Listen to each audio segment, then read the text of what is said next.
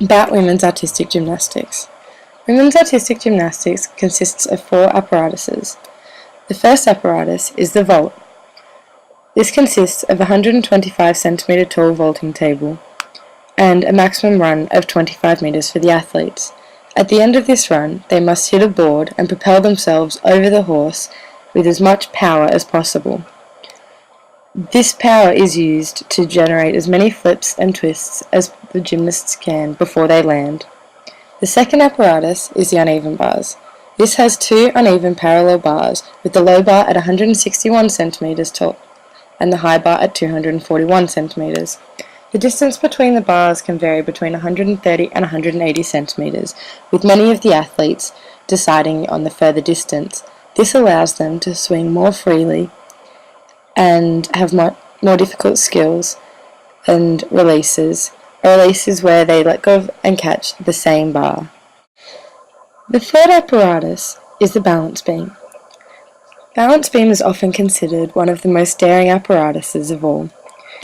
It is 10 cm wide, 125 cm tall, and 5 meters long. The athletes have 90 seconds to perform a series of acrobatic and dance elements. The acrobatic elements are often similar to those seen on floor, and the dance elements are a combination of difficult leaps and turns. The floor exercise is competed in a 12 by 12 meter carpeted area, and the athletes have 90 seconds to perform a routine to music of their choosing. The floor is made up of sprung wooden boards covered in carpet, and again the athletes must perform a combination of acrobatic and dance elements, with more difficult acrobatics and leaps and turns performed as the dance elements.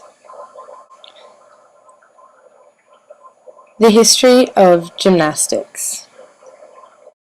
In the beginning, gymnastics was one of the 43 events first contested in the modern Olympic Games in 1896.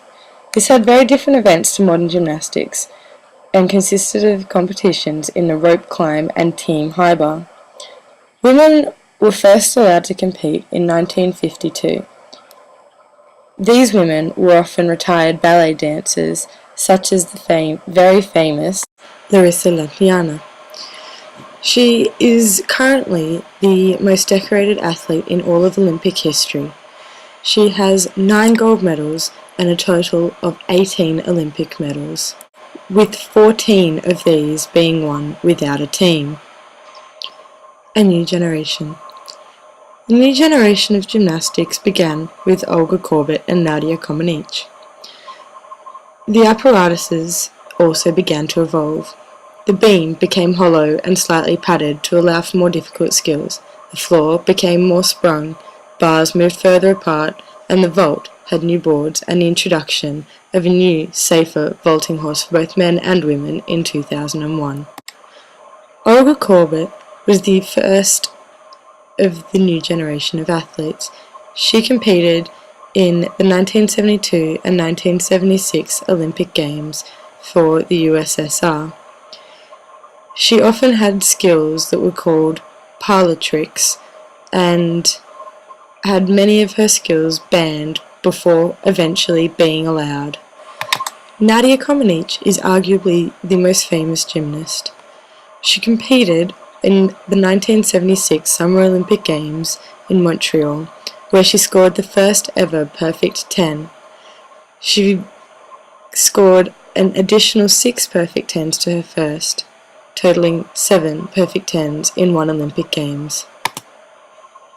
Today's gymnasts have a minimum age requirement of turning 16 in the year of competition for senior internationals. This is due to the more complex skills being performed. The senior international competition is generally dominated by USA, China, Romania, and Russia. This is often considered to be due to the training styles and the depth that these countries have in their athletes. The impacts of media on gymnastics. Traditional media doesn't tend to cover gymnastics much. This includes newspapers and television. Social media has begun to have much more of an impact. This would include sites such as Facebook, various bloggers, and internet chat forums, which are becoming much more popular. Gymnastics Australia versus Gymnastics USA. Gymnastics in Australia is generally only shown during the Olympic and Commonwealth Games. Throughout the other years in the quadrennium, it is virtually unknown to those who don't seek it. There are no opportunities for the elite athletes to gain sponsorships or endorsements, and they receive very little recognition of the competitions within their country, let alone overseas competitions such as the World Championships. Due to this, the elites have very little depth and very little international success. Our first women's team medal came in 2003 with a bronze, and we've had one athlete who has managed to achieve a silver on balance beam and floor exercise, and a gold in the floor exercise as well. Gymnastics in America. Throughout the year, America has several major competitions. These are generally televised and is quite a popular sport throughout the quadrennial. The opportunities for sponsorship outside gymnastics include Visa, Wheaties, CoverGirl, Adidas, Nike, and many others. They have a large amount of depth in elite, which equates to a large amount of international success. At the 2011 World Championships alone, they won team, all-around, and vault gold, and balance beam and bronze floor. They have also had the past two Olympic all-around champions. They have also considered to have one of the very best athletes currently competing, who is aiming to win gold at the 2012 Olympics in London. Not only did they win gold in 2008, but they also won the silver in the all-around. Why are the differences? America is very successful in gymnastics. The government is then able to justify giving them the funding. More funding allows for more coverage, both through newspaper and television.